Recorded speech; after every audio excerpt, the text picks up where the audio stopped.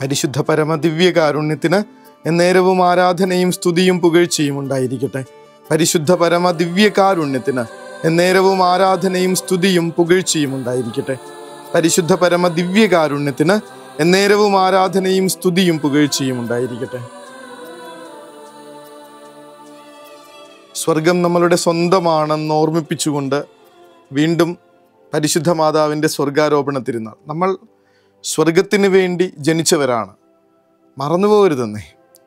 ഈ ലോകത്തിൻ്റെതായിട്ടുള്ള എല്ലാ കാര്യങ്ങളും കഴിഞ്ഞ് എനിക്ക് കയറി ചെല്ലേണ്ടത് സ്വർഗത്തിലേക്കാണ്. അതിന് കർത്താവ് തരുന്നൊരു വഴിയുണ്ട്.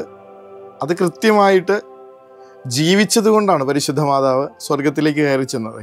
അതിനെ ഇങ്ങനെയാണ് ഓർമ്മപ്പെടുത്തുന്നത്: കർത്താവെ കർത്താവെ എന്ന് വിളിക്കുന്നവനല്ല എൻ്റെ സ്വർഗസ്ഥനായ പിതാവിൻ്റെ ഇഷ്ടം നിറവേറ്റുന്നവനാരോ അവനാണ് സ്വർഗരാജ്യത്തിൻ്റെ അവകാശിയായി തീരുക, സ്വർഗരാജ്യത്തിൽ പ്രവേശിക്കുക. വചനം പറയണതാ, കർത്താവ് പറയണ വാക്കാണ്. അതുകൊണ്ട് തന്നെ അതിനകത്ത് യാതൊരു മാറ്റമില്ല. കർത്താവെ കർത്താവെ എന്ന് വിളിക്കുന്നവരല്ല, എൻ്റെ സ്വർഗസ്ഥനായ പിതാവിൻ്റെ ഇഷ്ടം നിറവേറ്റുന്നവനാരോ അവനാണ് സ്വർഗരാജ്യത്തിൽ പ്രവേശിക്കുക. പഴയ നിയമത്തിൽ നമ്മൾ രണ്ടുപേരെ കാണും, ഇങ്ങനെ സ്വർഗത്തിലേക്ക് നേരെ എടുക്കപ്പെട്ട രണ്ടുപേര്. ആദ്യത്തെ ആള് ഉൽപ്പത്തി പുസ്തകം 5-ാമത്തെ അധ്യായം 24-ാമത്തെ തിരുവചനത്തിൽ നമ്മൾ വായിക്കും: ഹെനോക്ക് ദൈവത്തിന് പ്രിയങ്കരനായി ജീവിച്ചു, അവനെ ദൈവം എടുത്തു, പിന്നീട് ആരും അവനെ കണ്ടിട്ടില്ല. അവനെ സ്വർഗത്തിലേക്ക് ഇങ്ങനെ സംവഹിക്കപ്പെട്ടതിനുള്ള കാരണം ഹെനോക്ക് ദൈവത്തിന് പ്രിയങ്കരനായി ജീവിച്ചു. പരിശുദ്ധ മാതാവിനെ നോക്കണം. ഇത്രയും ദൈവത്തിന് പ്രിയങ്കരമായൊരു ജീവിതം വേറെ ഉണ്ടോ എന്നുള്ള കാര്യത്തിൽ സംശയമാണ്. ദൈവകൃപ നിറഞ്ഞവളെ സ്വസ്തി, കർത്താവ് നിന്നോടുകൂടെ.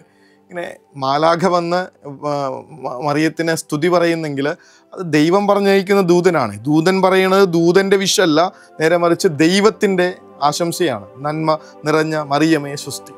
അത്രയ്ക്ക് പ്രിയങ്കരിയായ ഒരാൾ ഹെനോക്ക് ദൈവത്തിന് പ്രിയങ്കരനായി ജീവിച്ചു, അവനെ ദൈവം എടുത്തെങ്കിൽ ഇതുപോലെ സ്വർഗത്തിന് പ്രിയങ്കരിയായി ജീവിച്ച വേറൊരാളെ നമുക്ക് കാണാൻ പറ്റില്ലെങ്കിൽ ഉറപ്പിച്ചേക്കുക, പരിശുദ്ധ മാതാവ് ആത്മശരീരങ്ങളോടുകൂടെ സ്വർഗാരോപണം ചെയ്തു എന്ന്. രണ്ടാമത്തെ ആള് എലിയ പ്രവാചകനാണ്. ആഗ്നേയാശ്വങ്ങൾ ബന്ധിച്ച രഥത്തിൽ സ്വർഗത്തിലേക്ക് സംവഹിക്കപ്പെട്ട ഒരാൾ. അദ്ദേഹത്തെക്കുറിച്ച് പറയുക, കർത്താവിൻ്റെ വചനം ഇങ്ങനെ ഇസ്രായേൽ ജനത്തിന് തീക്ഷ്ണതയോടുകൂടെ വെളിപ്പെടുത്തി കൊടുത്ത ഒരാളെന്നാണ്. ദൈവത്തിൻ്റെ വചനം തീക്ഷ്ണതയോടുകൂടെ അഗ്നി നിറയുന്ന വാക്കുകളിൽ അവരുടെ ഉള്ളിൽ തീകോരിയിടുന്ന അനുഭവമായി വചനം കൊടുത്ത മനുഷ്യൻ. പരിശുദ്ധമ്മയെ നോക്കണം, വചനത്തെ മാംസം ധരിച്ച് ഈ ലോകത്തിന് കൊടുത്ത ഒരാളാണ് പരിശുദ്ധ മാതാവ്. അതുകൊണ്ട് തന്നെ ഹെനോക്ക് സ്വർഗത്തിലേക്ക് എടുക്കപ്പെട്ടെങ്കിൽ ഏലിയ പ്രവാചകൻ സ്വർഗത്തിലേക്ക് ആഗ്നേയാശ്വങ്ങളുടെ ആ ഒരു രഥത്തിൽ സ്വർഗത്തിലേക്ക് സംവഹിക്കപ്പെട്ടെങ്കിൽ പരിശുദ്ധ മാതാവ് അതിനേക്കാൾ എത്രയോ മഹത്വപൂർണ്ണയായി സ്വർഗത്തിലേക്ക് പ്രവേശിക്കപ്പെടണം. അതിനെല്ലാറ്റിനും ഉപരിയായിട്ട് കർത്താവിൻ്റെ ഈ ഒരു വചനം, കർത്താവെ കർത്താവെ എന്ന് വിളിക്കുന്നവനല്ല, സ്വർഗസ്ഥനായ എൻ്റെ പിതാവിൻ്റെ ഇഷ്ടം നിറവേറ്റുന്നവനാരും അവരാണ് സ്വർഗരാജ്യത്തിൽ പ്രവേശിക്കുക. പരിശുദ്ധ മാതാവിനെ നോക്കണം. നമ്മുടെ മനസ്സിലേക്ക് വരുന്ന ആദ്യത്തെ വചനം അതാണല്ലോ: ഇതാ കർത്താവിൻ്റെ ദാസി, നിൻ്റെ വചനം പോലെ നിൻ്റെ ഹിതമെന്നിൽ നിറവേറട്ടെ. ഗെത്സെമനയിൽ ഇങ്ങനെ രക്തം കിനിയുന്ന രാത്രിയിൽ പിതാവെ എൻ്റെ എല്ലാം നിൻ്റെ ഇഷ്ടം നിറവേറിയാൽ മതി എന്ന് പ്രാർത്ഥിക്കാനായി ഈശോയ്ക്ക് മാതൃക കൊടുത്തത് ഈ പരിശുദ്ധ മാതാവിൻ്റെ ജീവിതമാണ്. മുഴുവനായിട്ട് ദൈവത്തിന് സമർപ്പിക്കുന്ന ഒരാളാണ്. എൻ്റെ ജീവിതം മുഴുവൻ നിനക്ക്, നിൻ്റെ ഇഷ്ടം നിറവേറിയാൽ മതി. അവർക്ക് വീഞ്ഞില്ല എന്ന് പറയുമ്പോൾ കർത്താവ് പറയും, എൻ്റെ സമയം ഇനി ആയിട്ടില്ല, അവൻ പറയണത് പോലെ ചെയ്യും, അവൻ പറയണത് പോലെ ചെയ്യുക. എല്ലാറ്റിനും കർത്താവിൻ്റെ ഇഷ്ടം. സ്വന്തം മകനെ, ഒരു ബലിക്കുഞ്ഞാടിൻ്റെ മുദ്രയുള്ള ഈ മകൻ തൻ്റെ മാത്രം സ്വന്തമായിട്ട് നിൽക്കേണ്ടവനല്ല, ലോകത്തിൻ്റെ രക്ഷയ്ക്ക് വേണ്ടി ബലിയായി അർപ്പിക്കപ്പെടേണ്ടവനാണെന്ന് പിതാവായ ദൈവം തീരുമാനിച്ചിട്ടുണ്ടെങ്കിൽ അത് വിട്ടുകൊടുക്കാൻ ഞാൻ തയ്യാറാണെന്ന് പറഞ്ഞ് ഇങ്ങനെ ഹൃദയം പറയുന്ന വേദനയോടുകൂടെ വിട്ടുകൊടുക്കുന്നൊരമ്മയെ കാണും. എല്ലാം അവൻ്റെ ഇഷ്ടത്തിന് നിറവേറട്ടെ എന്ന് പറഞ്ഞൊരമ്മ സ്വർഗത്തിലേക്കല്ലാതെ, ആത്മശരീരങ്ങളോടുകൂടെ സ്വർഗത്തിലേക്കല്ലാതെ മറ്റെവിടേക്ക് പോകാനാണ്? ഇത് നമ്മുടെ സാധ്യതയാണെന്നാണ് ഇന്നത്തെ തിരുനാൾ നമ്മളെ ഓർമ്മപ്പെടുത്തണേ. എൻ്റെ അമ്മ സ്വർഗത്തിൽ പോയെങ്കിൽ ഇനിയുള്ളത് എനിക്കുള്ള ചാൻസാണ്. മാതാവ് കാണിച്ചു തരുന്നത് ദൈവ ഇഷ്ടം നിറവേറ്റാൻ വേണ്ടി മാത്രമാണെങ്കിൽ എൻ്റെ ഇഷ്ടം മാറ്റിവെച്ച് ഒന്ന് ജീവിച്ചു തുടങ്ങുക. വെറുതെ സ്വർഗസ്ഥനായ പിതാവെ പ്രാർത്ഥന ചൊല്ലിയാൽ പോരാ. അങ്ങയുടെ നാമം പൂജിതമാകണം, അങ്ങയുടെ രാജ്യം വരണം, അങ്ങയുടെ തിരുമനസ് സ്വർഗത്തിലെ പോലെ ഭൂമിയിലുമാകണം എന്നൊക്കെ വെറുതെ പ്രാർത്ഥിച്ചാൽ പോരല്ലോ. നമുക്കൊന്ന് ശരിക്കും അവിടുത്തെ ഇഷ്ടം, എല്ലാ കാര്യങ്ങൾക്കും അവിടുത്തെ ഇഷ്ടം. പലതവണ പറഞ്ഞതാണിത്. ഒരാൾ ICUയിൽ കിടക്കുമ്പോൾ പ്രിയപ്പെട്ട ഒരാൾക്ക് വേണ്ടിയുള്ള നമ്മളുടെ പ്രാർത്ഥന അയാളെ തിരിച്ചു കിട്ടണമെന്നുള്ളത് തന്നെയാണല്ലോ.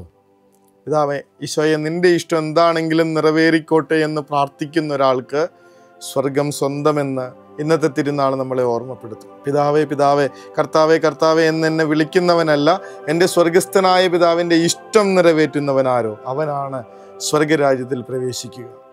ആലോചിച്ച് നോക്കിയാൽ മതി, സ്വർഗത്തിന് ഞാൻ യോഗ്യനാണോ?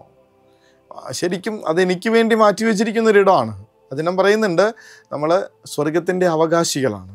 നമ്മുടെ സ്വർഗത്തിൻ്റെ അവകാശികളാണ്. വചനം പറയുന്ന കാര്യമാണ്. എനിക്ക് വേണ്ടി ഒരുക്കപ്പെട്ടിരിക്കുന്ന സ്വർഗമാണ്. നമ്മൾ ഓരോരുത്തരും സ്വർഗരാജ്യത്തിൻ്റെ അവകാശികളാണ്. പക്ഷേ അത് മനസ്സിലാക്കാതെ ജീവിച്ചു തുടങ്ങുമ്പോൾ, തന്നിഷ്ടമനുസരിച്ച് ജീവിതം ക്രമീകരിച്ചു തുടങ്ങുമ്പോൾ, കർത്താവിൻ്റെ ഇഷ്ടത്തിന് വിരുദ്ധമായി എതിരായി പലതും പ്രവർത്തിച്ചു തുടങ്ങുമ്പോൾ എനിക്കിങ്ങനെ നഷ്ടപ്പെട്ടു പോകുന്നത് എനിക്ക് വേണ്ടി എഴുതി വച്ചിരിക്കുന്ന സ്വർഗമാണെന്ന് ഓർക്കണം. പരിശുദ്ധ മാതാവിൻ്റെ സ്വർഗാരോപണ തിരുനാൾ നമ്മളെ ഇങ്ങനെ ക്ഷണിച്ചുകൊണ്ടിരിക്കുന്നുണ്ട്, ഓർമ്മപ്പെടുത്തിക്കൊണ്ടിരിക്കുന്നുണ്ട്. സ്വർഗം നിൻ്റേതാണ്, സ്വർഗം നിൻ്റേതാണ്, സ്വർഗം നിൻ്റേതാണെന്ന്. ഇനിയെങ്കിലും അതിലേക്കൊന്ന് ഫോക്കസ് ചെയ്യേണ്ട സമയമായില്ലേ നമുക്ക്? എത്ര കാലം ഈ ഭൂമിയുടേതായിട്ടുള്ള കെട്ടുപാടുകളിലും ബന്ധനങ്ങളിലും കിടന്ന് നമ്മളിങ്ങനെ പുഴുക്കളെ പോലെ ജീവിക്കുമെന്നേ. സ്വാതന്ത്ര്യദിനമാണ്. ഈ ബന്ധനങ്ങളിൽ നിന്നും കെട്ടുപാടുകളിൽ നിന്നും ഒന്ന് ഉയർത്തെഴുന്നേൽപ്പിൻ്റെ ആവശ്യമില്ലേ നമുക്ക്? എല്ലാ അടിമത്വത്തിൽ നിന്നും ബന്ധനങ്ങളിൽ നിന്നും സ്വതന്ത്രരായി സ്വർഗത്തിലേക്ക് ഉയരേണ്ട ഒരു ആവശ്യം തോന്നണ്ടേ നമുക്ക്? നമുക്ക് വേണ്ടി എഴുതി വച്ചിരിക്കുന്ന സ്വർഗം. കർത്താവ് പറയുന്നുണ്ട്, സാത്താൻ നിങ്ങളുടെ മുൻപിൽ കീഴടങ്ങി എന്നുള്ളതിൽ നിങ്ങൾ സന്തോഷിക്കണ്ട, നേരെ മറിച്ച് സ്വർഗത്തിൽ നിങ്ങളുടെ പേരുകൾ എഴുതപ്പെട്ടിരിക്കുന്നു എന്നതിൽ സന്തോഷിക്കും. ഫോക്കസ് അവിടെയാണ്. അത്ഭുതങ്ങളും അടയാളങ്ങളും അല്ല, നേരെ മറിച്ച് സ്വർഗം സ്വന്തമാക്കാനായിട്ടുള്ള ഒരു പരിശ്രമം, ഒരാഗ്രഹം, അതിനു വേണ്ടിയിട്ടുള്ള നിരന്തരമായിട്ടുള്ള പ്രാർത്ഥന പരിശുദ്ധ മാതാവ് നമുക്ക് കാണിച്ചു തന്നു കഴിഞ്ഞു.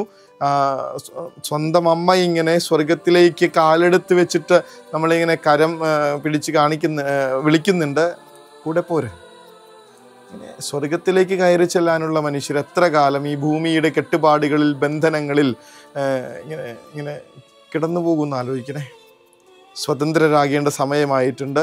സ്വാതന്ത്ര്യത്തിൻ്റെ അനന്തവിഹായസിലേക്ക്, സ്വർഗത്തിൻ്റെ വലിയ സാധ്യതകളിലേക്ക് പറന്നുയരാനായി നമ്മളെ ഓർമ്മിപ്പിക്കുന്ന ഈ വലിയ ദിവസത്തിൻ്റെ എല്ലാ അനുഗ്രഹങ്ങളും ആശംസകളും പ്രാർത്ഥനകളും നേർന്നുകൊണ്ട്, കർത്താവെ ഞങ്ങളെ എല്ലാ ബന്ധനങ്ങളിൽ നിന്നും മോചിപ്പിച്ച് അങ്ങ് ഞങ്ങൾക്കായി ഒരുക്കിയിരിക്കുന്ന സ്വർഗരാജ്യത്തിൻ്റെ സന്തോഷത്തിലേക്ക് കൈപിടിച്ചുയർത്തണമേ എന്ന പ്രാർത്ഥനയോടുകൂടെ അവിടുത്തെ അനുഗ്രഹം നമുക്ക് സ്വീകരിക്കാം. പരിശുദ്ധ സ്നേഹമേ, ദിവ്യകാരുണ്യ സ്നേഹമേ, പരിശുദ്ധ സ്നേഹമേ, പരിശുദ്ധ പരമ ദിവ്യകാരുണ്യമേ, അനന്ത സ്നേഹമേ, പരിശുദ്ധ പരമ ദിവ്യകാരുണ്യത്തിന് എന്നേരവും ആരാധനയും സ്തുതിയും പുകഴ്ചയും ഉണ്ടായിരിക്കട്ടെ. പരിശുദ്ധ പരമ ദിവ്യകാരുണ്യത്തിന് എന്നേരവും ആരാധനയും സ്തുതിയും പുകഴ്ചയും ഉണ്ടായിരിക്കട്ടെ. പരിശുദ്ധ പരമ ദിവ്യകാരുണ്യത്തിന് എന്നേരവും ആരാധനയും സ്തുതിയും പുകഴ്ചയും ഉണ്ടായിരിക്കട്ടെ. വചനം പറയുന്നുണ്ട്, നിന്റെ മുന്നിൽ ജീവനും മരണവും അനുഗ്രഹവും ശാപവും ഞാൻ വെച്ചിട്ടുണ്ട്. എനിക്ക് ഇഷ്ടമുള്ളത് തിരഞ്ഞെടുക്കാം, ഇഷ്ടമുള്ളത് തിരഞ്ഞെടുക്കാം. തിരഞ്ഞെടുപ്പുകൾ നമ്മുടെ തിരഞ്ഞെടുപ്പുകൾ, ഇത്രയും കാലം നമ്മൾ നടത്തിയിട്ടുള്ള തിരഞ്ഞെടുപ്പുകൾ എന്നെ സ്വർഗത്തിലേക്കാണോ നരകത്തിലേക്കാണോ കൊണ്ടുചെന്നിടുക എന്ന്, ജീവനിലേക്കാണോ മരണത്തിലേക്കാണോ എന്നെ നയിക്കുക എന്ന് ഒന്ന് കൃത്യമായിട്ട് തീരുമാനിച്ചുറപ്പിക്കണം. ഒരു ബന്ധനങ്ങളും എന്നെ ഈ ലോകത്തോടിങ്ങനെ പിടിച്ചു വയ്ക്കുന്നില്ല എന്ന് ഉറപ്പിച്ചിട്ട് വേണം ഇന്ന് ഉറക്കത്തിലേക്ക് പോകാൻ. കർത്താവ് അനുഗ്രഹിക്കട്ടെ. കരുണ തൻ കയർ പിടിച്ച് നയിച്ചിടും സ്നേഹമേ, ദിവ്യകാരുണ്യ സ്നേഹമേ, പരിശുദ്ധ സ്നേഹമേ, പരിശുദ്ധ പരമദിവ്യകാരുണ്യമേ, അനന്ത സ്നേഹമേ, പരിശുദ്ധ പരമദിവ്യകാരുണ്യമേ, അനന്ത സ്നേഹമേ.